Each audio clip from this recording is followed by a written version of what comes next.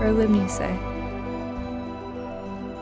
I've heard this word somewhere before. Although I cannot remember where, its meaning has been engraved into memory. The experiences, positive or negative, that we feel more deeply and through which we truly live. Not mere experiences, but experiences. Now, what could that possibly mean? That's what I'm here for. To explain and explore the word itself.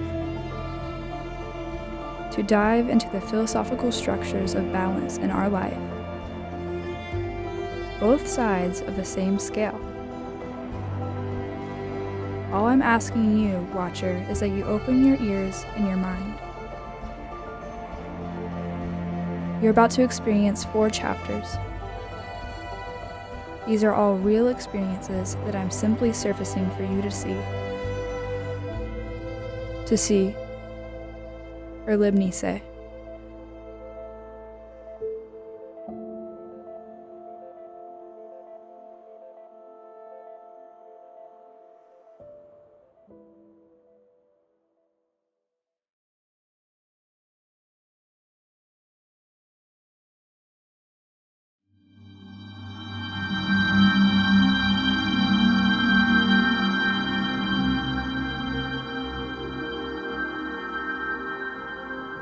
A gate.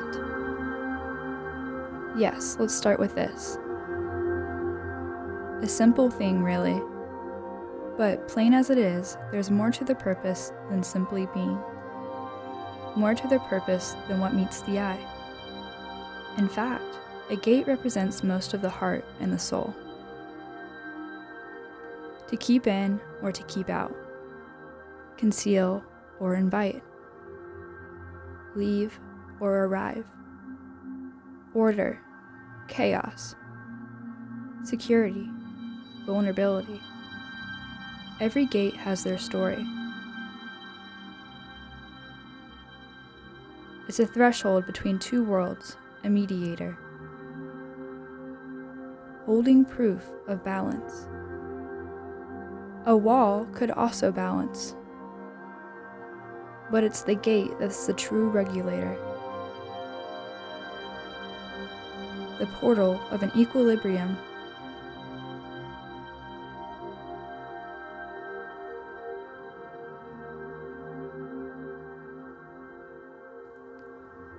The gate plays a role in conflict, in war between 2 sides. One side will ask it to give them security. The other will ask it to open when hit with a battering ram. But the gate won't listen to either side. It's simply there. A thing that has no control over itself, but ultimate control over the balance of everything.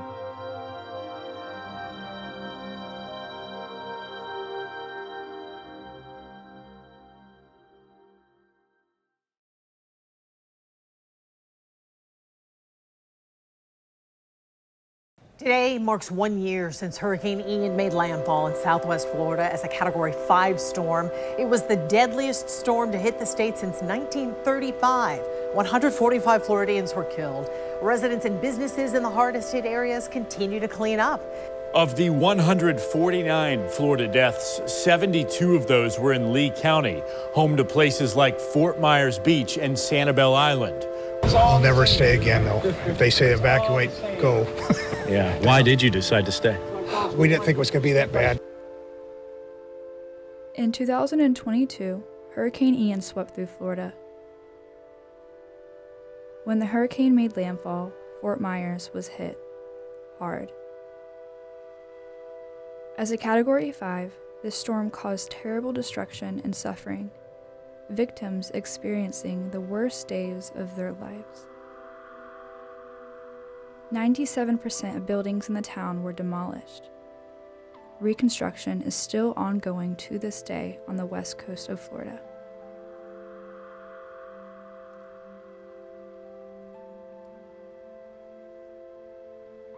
In the same exact state, just less than 160 miles away, certain people had a series of joyful days on the entire East Coast.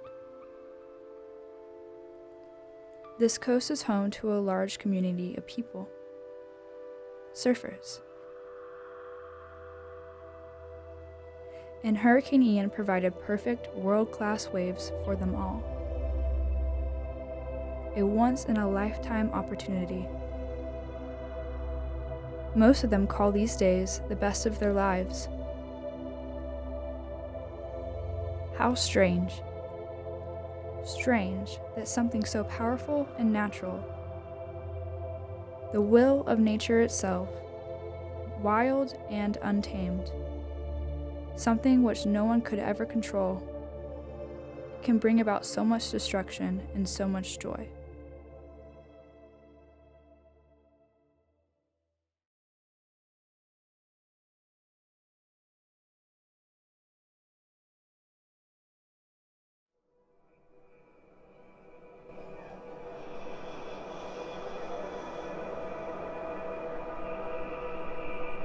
A current, riptide, undertow, rip current.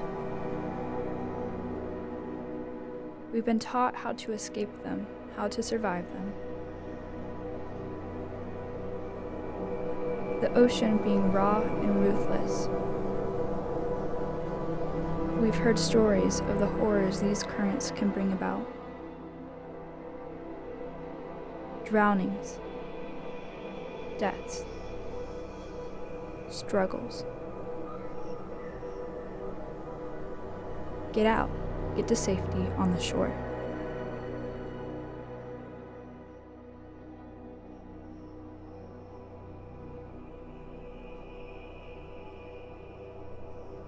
Though these currents we fear are crucial for life below the surface.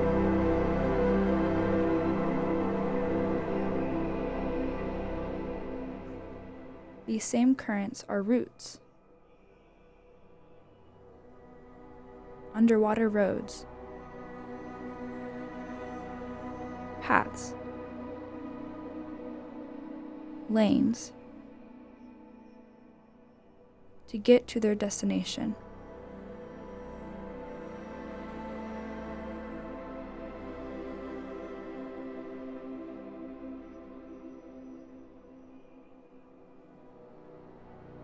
But the sea life will swim against the current as well, to find food that has gotten caught in the rush.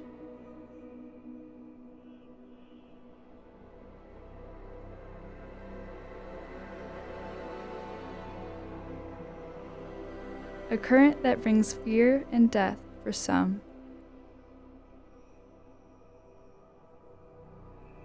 but tranquility in life for others.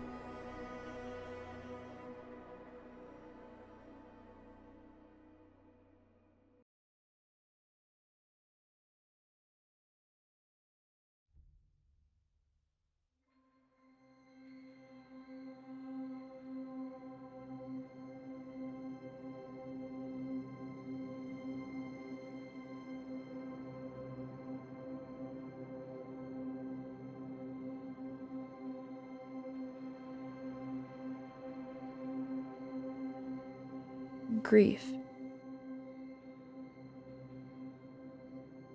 What a heavy emotion for the soul to bear.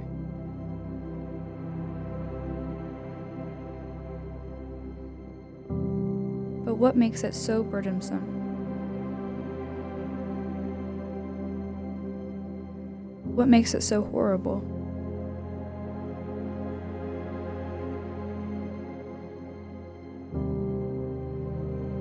Why is it that grief is felt so deeply in the soul?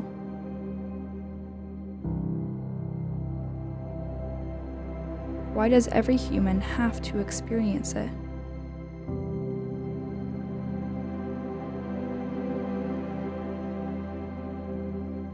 We tend to think love is the opposite of grief because it is most associated with joy.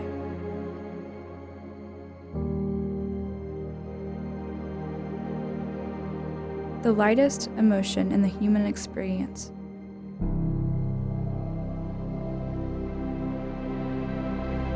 The emotion shared between family and kin.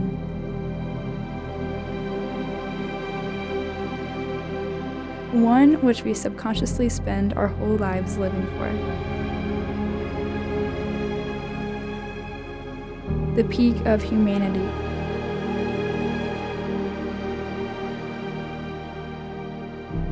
But they are not opposites.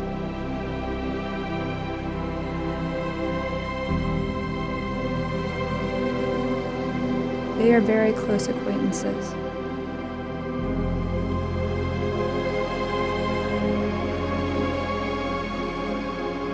One cannot experience grief without first experiencing love.